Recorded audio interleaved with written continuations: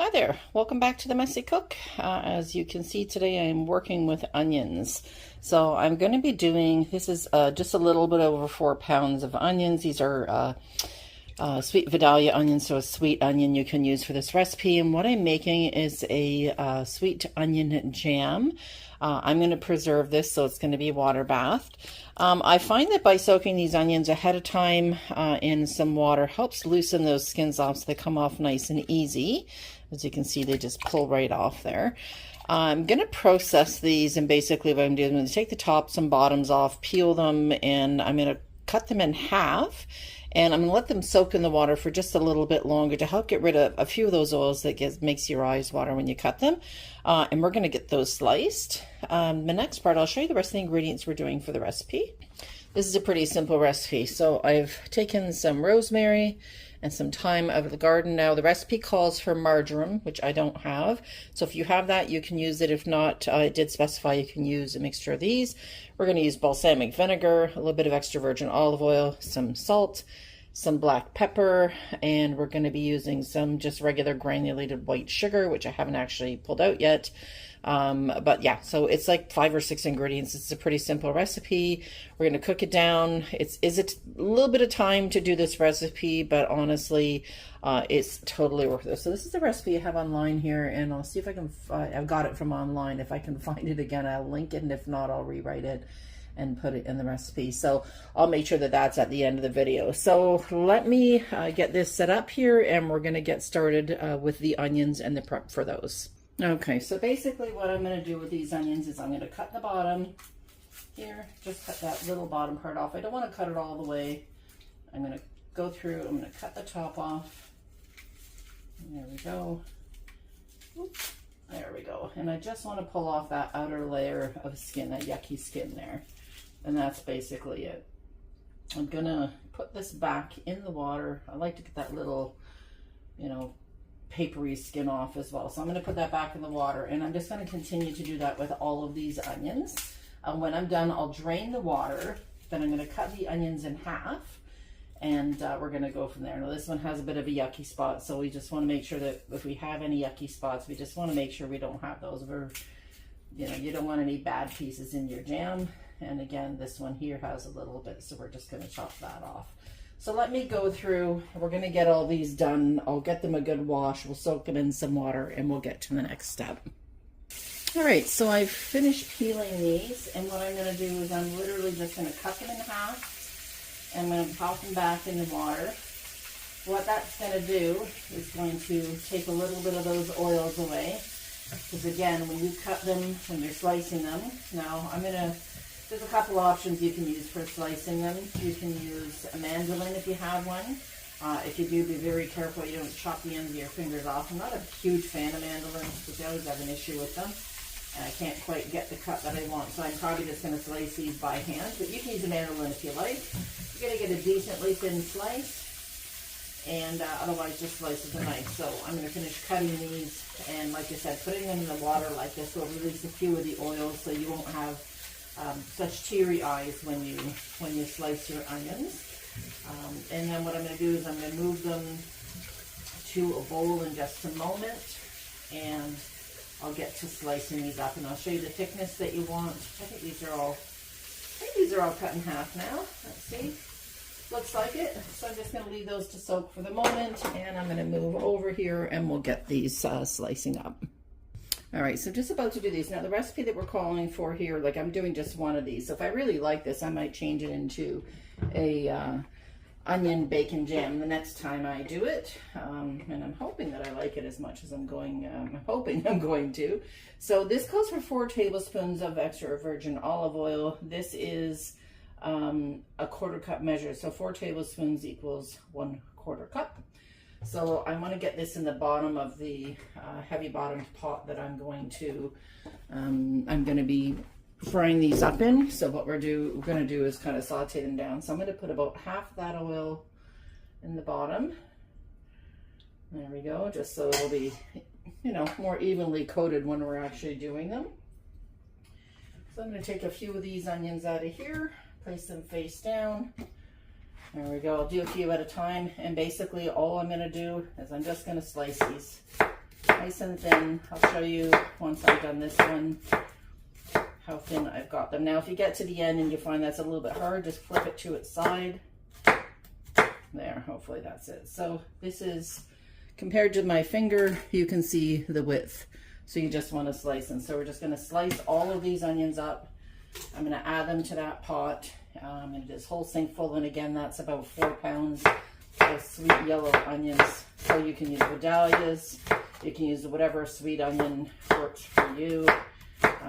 You know, fine onion. Like if you can't find those for some reason, it's just you just have yellow cooking onions. Those are going to work just fine too, because there's enough sugar and balsamic vinegar in this recipe that's going to give you the sweetness that you want.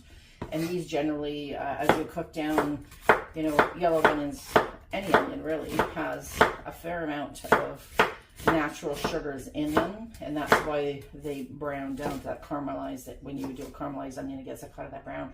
That's just the natural sugars. So I'm going to continue. I'm going to get all these done. I'm going to show you when I get there. So I'm about halfway through cutting these onions, and to give you a little trick here, what I'm going to do is I'm going to get this other half in here. These are going to cook down to almost nothing. Now, I shouldn't say nothing, but they're going to cook down quite a bit. I'm about halfway through, so I'm going to put that other 2 tablespoons of olive oil on there. And here's a trick for, also another trick to help with that, all the oils that come off. Rinse your board off, as you can see here, sorry. I'm just rinsing my board off with some water and just let that drip off. So if you do that a couple times in between, because all the juices that come out of the onions is part of what's making your eyes tear up. So anyhow, it's just another little trick that can help you out there, and I'm going to get back to chopping the rest of these onions. You know, just on a bit of a side note, I've been doing lots of preserving all week. I've been freezing some things, I've been canning some stuff, preserving some vegetables. Another thing that I did earlier in the week, and I didn't video it, but because it's pretty simple, is I had bought a 15 or 20 pound bag of just yellow cooking onions. I use onions an awful lot for things, especially in cooking. You know, if you're doing pasta sauce or chili or pretty much anything that calls for just a chopped onion. What I did with those is I froze them. So I basically soaked them in sink with some lukewarm water, not even warm, just kind of room temperature water, like I did with these ones. And that helped loosen the skins up. After that, I chopped them in half with one end off and one end on, so I left the core end on there. And what I did is I have one of those, it's not a slap chopper, but just a chopper, one of the ones, I'll show it to you in a little bit. You know, I ended up dicing all the onions, and I put them in baggies and froze them. So those onions, I have, I think 3 or 4 gallon freezer bags of those. And what I'll use those for periodically is just when I'm cooking something and I need onions in it, I'm going to pull a handful or a cup or however much I need out of it, and I'm going to throw that in the pan. What the freezing does, it doesn't take away from the flavor or anything. Basically what that does is it freezes them. It helps to release some of the waters in them, because onions, as they cook down, release a lot of their water, and you'll see that with this recipe. It goes from almost a full pot of onions down to almost nothing.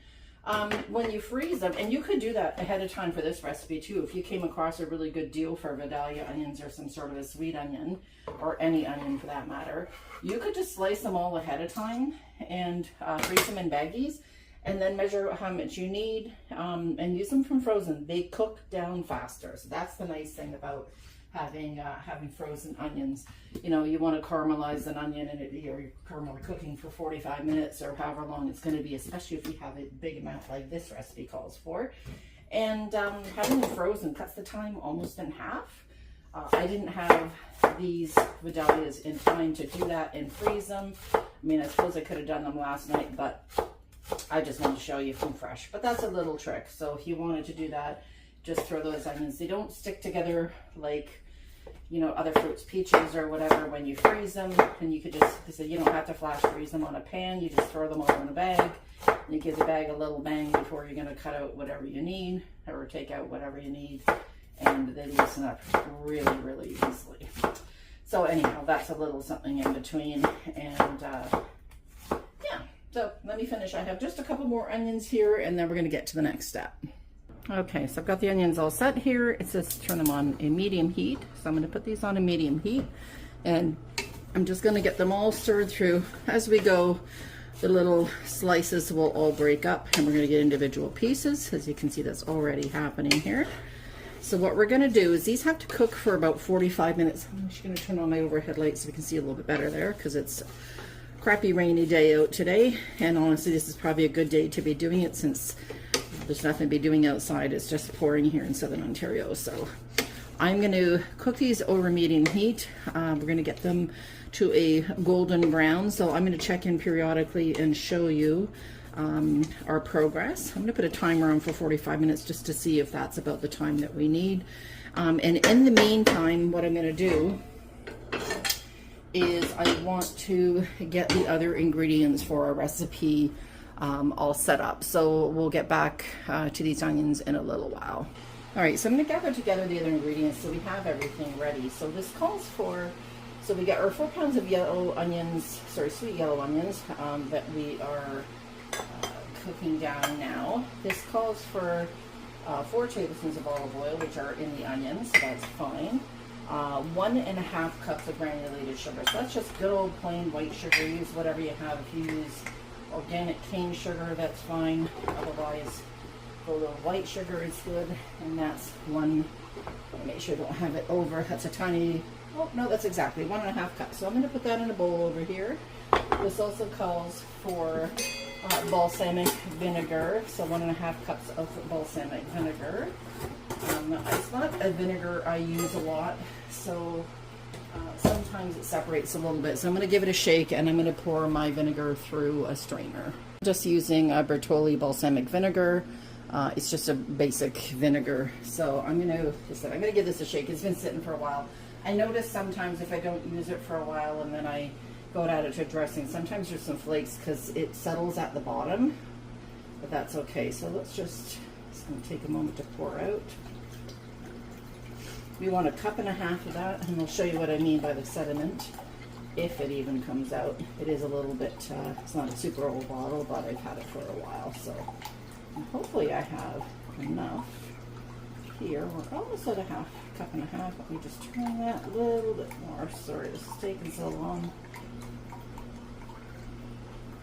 There we go. Just about exactly. There is 1.5 cups. And nope, no sediment. I thought maybe, but looks like we're good. So I'm going to pour that aside here. So 1.5 cups of balsamic vinegar. So I've got that set aside. This also calls for some salt and some pepper. So with my salt, let me just see here. 2 teaspoons of sea salt. I'm using Redmond's real salt. So we're just going to add 2 teaspoons of that. Some ground pepper. Which I have to grab because I forgot to have my pepper mill there, but it's going to take forever to measure that out. So I think I'm going to, actually I will. I prefer the fresh, so I'm going to grind that up and then I'll show you when we get the whole teaspoon there. Okay, I've got the pepper all ground here, so I'm just going to measure this out. I hope it's a teaspoon, which is going to be, well, almost. A little bit more here. I'm just scrunching it into a little bowl here, and that way I know that I can get exactly what I need. And you can use just regular pepper that isn't pre-ground or whatever. That's fine. I don't know. I just like fresh ground pepper, so let's just add that a little bit in. And there's my teaspoon. So I'm adding that in with my pepper. So I've got that set aside as well. The only other thing here that it's asking for is it asks for 2 tablespoons of finely minced summer savory. I said marjoram earlier, I was wrong on that. It's summer savory, which also is a herb I do not have. Or it says a combination of thyme and rosemary. Thyme and rosemary I grow in my garden, so I've picked these this morning, given them a little wash and dry. So I'm going to do that. So I'm just stripping it off the stem because you don't want that stem because that's a little bit too strong. And then the thyme, I'm going to, for the most part, just kind of peel the thyme off of our stems. This is really simple. You can see here, literally, you just, oops, let me do that here. You just pull down from the top. There's your thyme. And you're going to, well, this stem is pretty pretty soft. Let me try here again. So basically this is what we're gonna do. You're gonna take it, you're gonna strip it down. That's it. You can pull off the top. If you get a little bit of these pieces here, they're super tender, you can just chop that up. That's totally okay. So let me strip these down. I want to get the worst of it off. Doesn't have to be perfect, but chopped up. You're going to need more than what you think it is because you want this to measure out to 2 tablespoons between the two of them. So I always would rather have a little bit more, and then I can measure it out. If I have too much, I can put it aside and put it in a dish later on. You can freeze it. You can just pop it in a baggie in the fridge.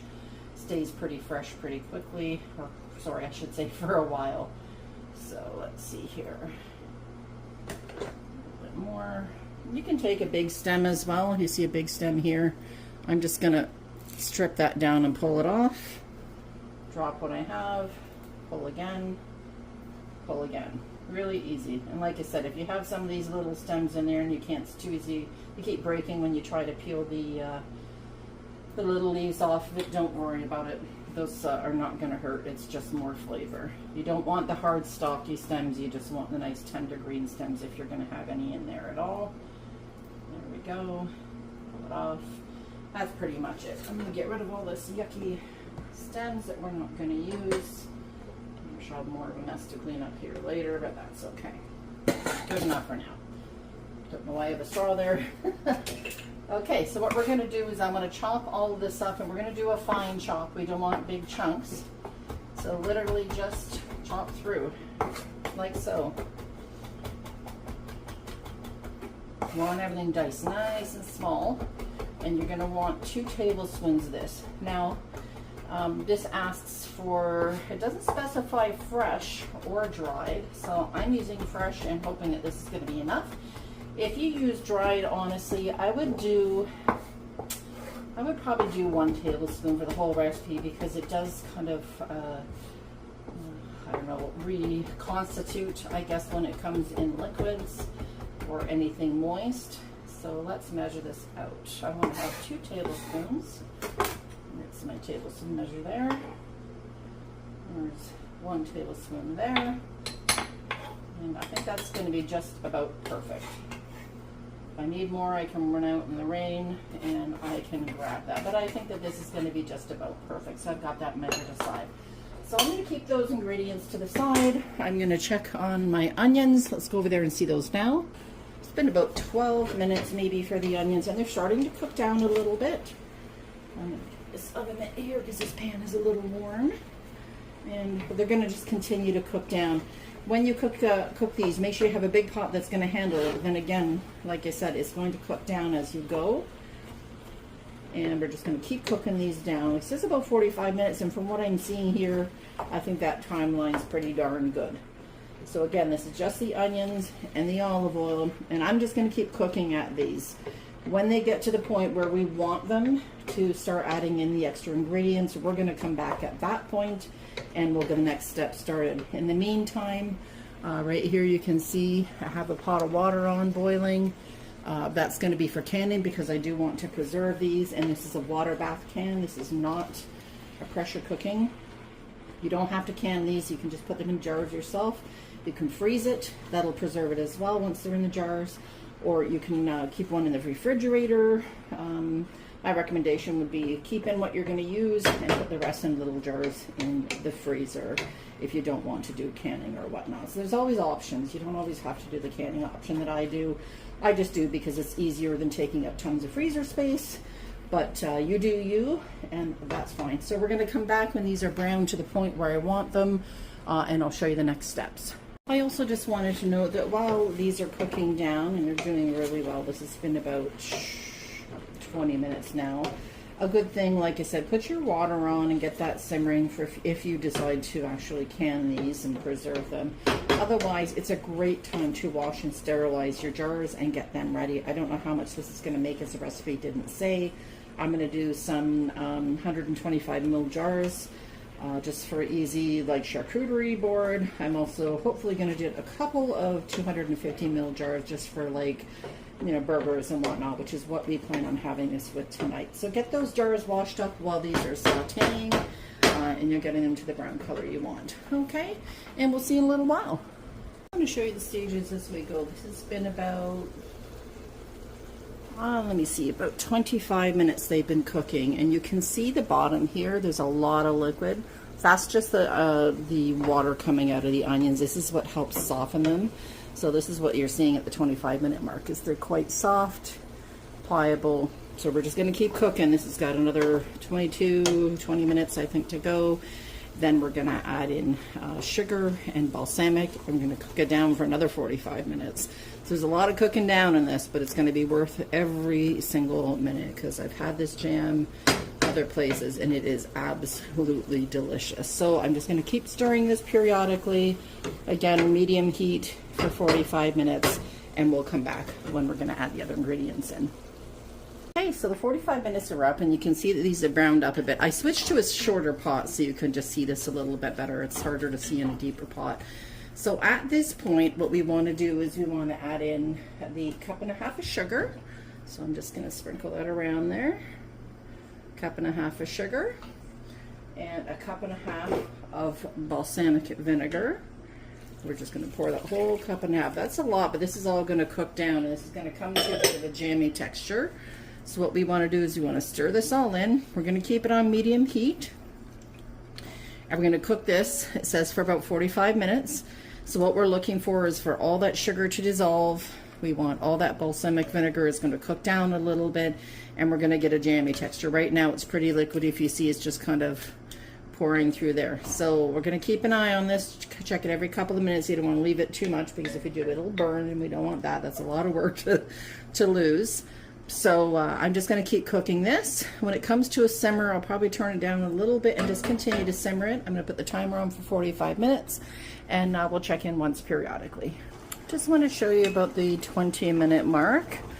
This is cooking down a bit. It's still fairly liquidy. It's not jammy yet, but we want to continue cooking. Now, I've been stirring this every 2 or 3 minutes. I just want to make sure it doesn't burn, because that vinegar, the sugar in the vinegar, the sugar in the onions, and the sugar we added could burn very easily. So we want to be sure that doesn't happen. So we're just keeping this at a low simmer here. We want to make sure this is bubbling. Let me just zoom in here. There, you can see all those bubbles there. So we just want to make sure that that continues, and we're going to do this for approximately almost another half, in about 25 minutes. So we're going to come back when we get to the jammy point, so you understand what you're looking for. Okay, so we're about 5 minutes from the end. So what I'm going to do is I'm going to add in the salt and pepper now. It says in the recipe to add it at the very end, but I want to be sure that this is dissolved properly. So I'm adding in now. I'm also going to add in the thyme and rosemary. Again, if you have, I think it was savory in the recipe, you can add that in instead. I'm going to add in thyme and rosemary because that's what I had in my garden. And this is getting to the almost to the consistency we want. Like I said, there's about 5 minutes left. I may go over a little bit. I've got this at a pretty steady boil, but I'm also going to continue to stir this until it's done. And I want to make sure it's that jammy consistency. I also want to make sure those herbs are cooked and kind of infused through all of the onion jam as we go. So I'm going to continue to cook this. I'll let you know if it was the full 45 minutes or if we needed to go a little bit more, and then we're going to get to jarring this. So let me just zoom in so you can see, and it'll blow away some of the steam. So hopefully you can see there. Anyhow, it's looking delicious. And it smells amazing, so I think this is going to be really, really good. We're going to do it on burgers tonight, so I'll show you how it looks when we're all done. So I'll come back in the next 5 minutes when this is all done. Okay, so this actually was exactly 45 minutes, and I think that was the consistency that we're looking for. They said they wanted it looking kind of jammy, and you can see here, let me zoom in. I don't want to pull it up too far, but you can see that this is pretty jammy. Now, that liquid there, some of it looks a little liquidy still, but honestly there's a lot of sugars in there, so that's, sorry, terrible camera work here. Sorry, some of that's juicy still here at the bottom. I'm not concerned about that, because as that cools, like any jam, that's going to thicken up. So what we're going to do is I'm going to have, oops, sorry, zooming out here. I've got all my jars, and again, I'm going to be canning these. I want to make sure I preserve them so they'll last me well. So I've They've already been sterilized, and I've just filled them up with hot water, which I'm just draining now. Let me turn these over so they drain out a little bit. I'm going to do these in these 125 ml little jars. They're kind of cute for if I want to gift. Although this might be so good I may not gift any. I know that sounds terrible, but if I like it, then I can definitely make it again. So what we're going to do is I'm going to turn these over now. I don't know how many jars this is going to make, so when I give you the recipe at the end, I'll let you know how much I got out of it. So let me find, I'm just going to pause for a second. I'm going to find my funnel. Okay, sorry about that. I thought I had that done. So each one of these is about a half cup measure. So they're nice for, like if you want to gift them, they're great for a charcuterie board,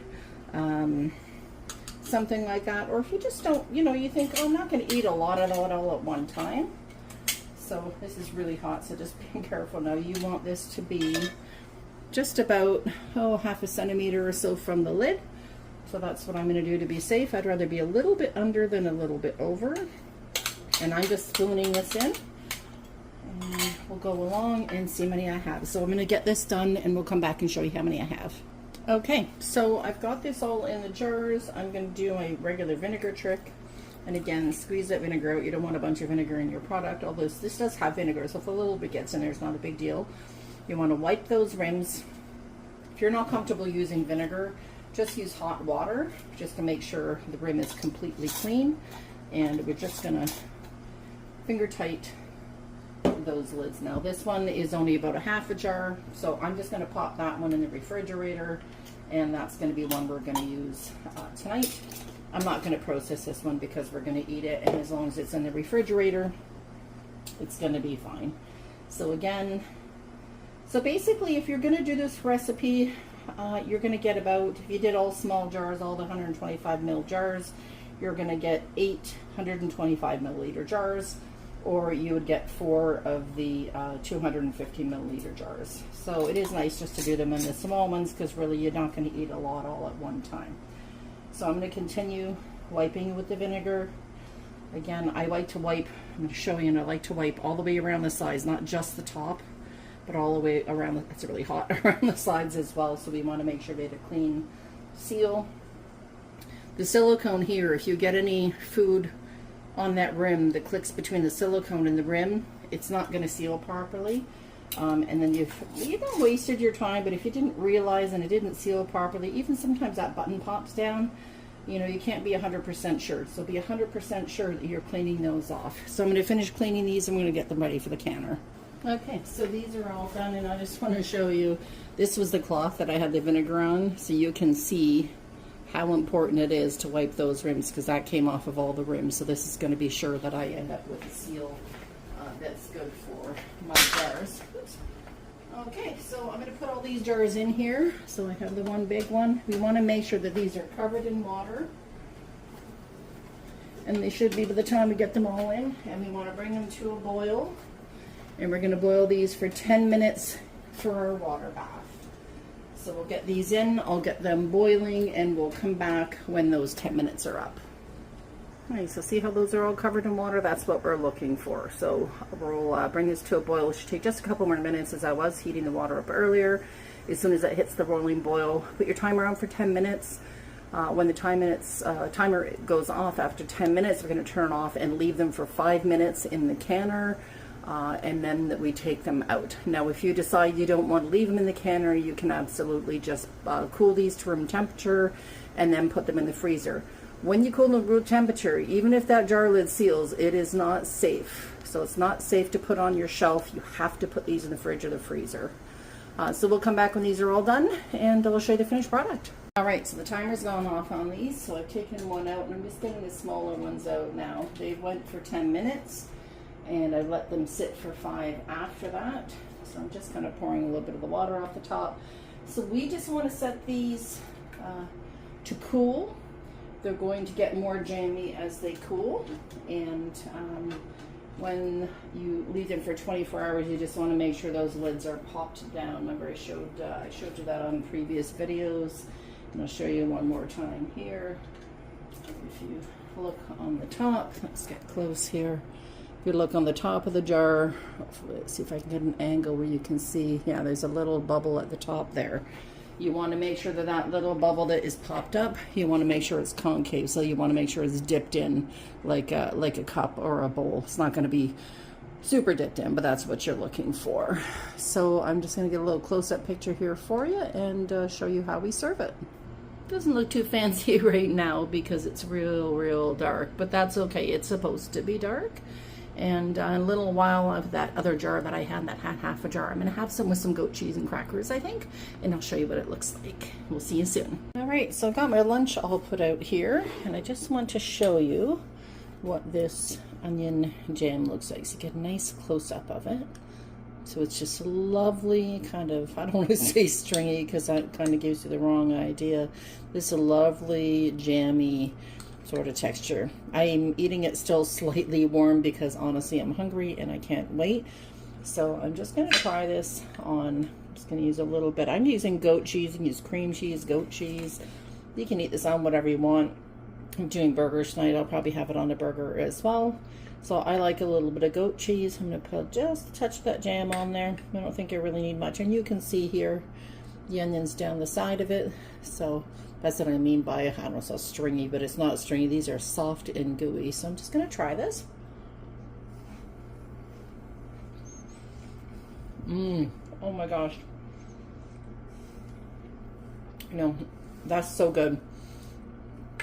I bought onion jam at the stores, and you know, you get this little itty bitty tiny jar, like half the, not even half the size, a third of the size of that. I'm sorry, this one here. Like probably that much in it, and I've paid $6 or $7. This here, the bag of onions, was probably $4, probably a couple dollars between the sugar and the balsamic vinegar, and other than that it's just seasoning. So yeah, this is amazing. So I do hope you try this recipe. Trust me, you will not be disappointed. If you've ever had an onion jam out, this is the one you want to have. Sorry, I have a little bit of goat cheese in there, but yeah, I would definitely suggest making this. I may do this again and do it like a bacon onion jam. Now, if I do that, I'm going to have to pressure can it, but I'm not worried about that. Or I may just make it and freeze it. So if I do an onion bacon jam, I will do a video and show you that. And I'm going to have my lunch. So I hope you guys are having a wonderful day. Thank you again for joining me here at The Messy Cook. I do hope you subscribe if you haven't already. Don't forget to like the video and click that little bell. You'll get a little reminder whenever I post new videos, and I have a few coming up that I think you're going to enjoy. So I hope you all have a lovely summer. Take care. Try this jam, and if you do, let me know what you think. Have a great day and enjoy your summer. Talk soon.